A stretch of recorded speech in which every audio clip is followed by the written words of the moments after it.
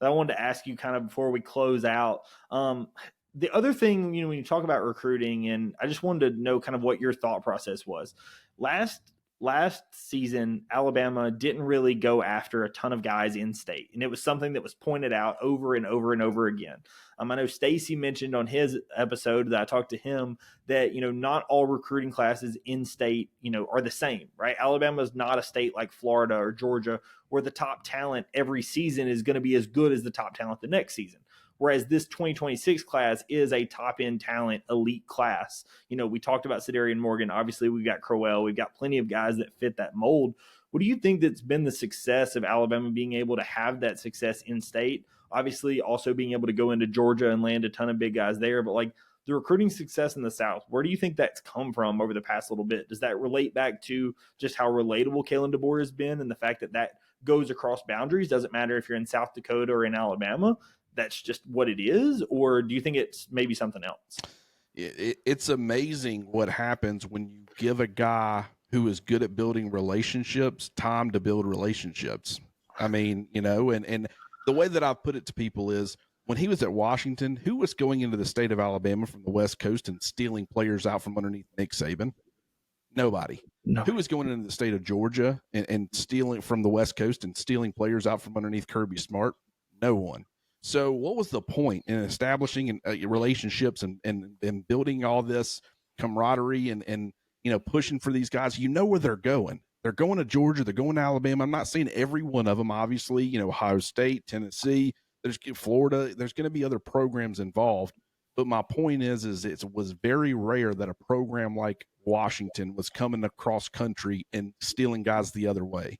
So he was behind the eight ball when he got named the head coach. He hadn't, if they had gotten somebody from the South who was already recruiting the South, and that was then it would have been easier last year. But Stacy was also correct that not all classes are created equal. This class, in my opinion, in-state is a lot different than last year's, but it was, in my opinion, more so on short notice. Just Kalen DeBoer didn't have time to do that. So now that he's had time to kind of build relationships with these guys, and his coaching staff has, and they're all phenomenal recruiters. They're all fantastic at developing relationships with these players. Mo Linguist is phenomenal at that. Jamarcus Shepard, he'll shoot you straight, but players love Jamarcus Shepard. They love the fire. Parents trust him. Everybody wants to knock on him for some reason, but Freddie Roach can establish relationships with people like really across the board. The entire staff can do it. And now that they've had time, that's led to much better in-state results and better results as far as the Southeast. And I only think that's going to continue. It's never going to go.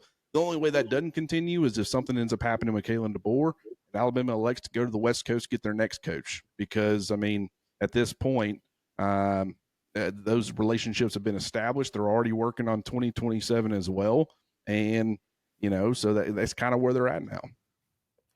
Absolutely. And those are the big things that I think that people just need to understand. And I kind of had an idea of what I thought your answer might be, but part of the reason why I have some of the guests on and I ask some of these questions, I want fans to realize that at the end of the day, the panic is sometimes just shouldn't be done as quickly as it is, right? We look at like our 24/7 rankings. I know Clint talked about it a lot where 24/7 had us as like 58, back at the beginning of the summer. And, I believe you said like, hey, if we're at that second week in July, sure, maybe we'll talk then. And look where we sit now. We're back in the top 10 and, it looks like it's not going to stop, right? The reason we say these things and fans over and over and over can think that, oh, you're just sunshine pumping is because at the end of the day, you have to pay attention to what the staff is doing. And in some cases, the staff is taking their time and, they're not going to be one of these staffs that has all 30 commits right now. Or, maybe they're not going to take 30 commits. Maybe they're only going to take 24, whatever they're deciding,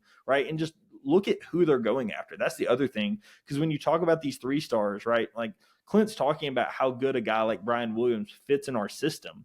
Owen Cabell fits in our system. It doesn't matter if he's a 3-star. If you have a 6'3" receiver that has X, Y, and Z traits and they can be molded into what you need, then they're going to fit the system. I don't care if he's a 3-star or not. Like he's a guy that can fit in our system. And so we want him, right? Like I would rather have a 3-star that fits in my system than a 4-star that doesn't. any day of the week, right? Now, if you're talking 5 stars, those are those undeniable talents you're talking about that if you can get one of those in your class, in most cases, you want them there. But like, you have to understand that like the staff is going after a certain type of player, and that's on purpose. Yeah, it's 100%. Once again, and I also want to point out to people, do we think it's a coincidence that Alabama and Georgia have gone on runs at similar times in the month of June and stole all the headlines from everybody else and really generated some buzz? What's here in a couple of weeks? SEC Media Days. You know, Alabama, should they get Jair Edwards? I think he's on July 5th is when he's scheduled to announce. They end up getting him. It'll be right before, you know, only about 10 days, 11 days before SEC Media Days gets underway. And so I just think that's by design. And they're both doing it at the same time. I don't know. It makes a lot of sense because everybody was freaking out, but then you go on about a 2-week period where you cram most of your classes in 2 to 3 week period.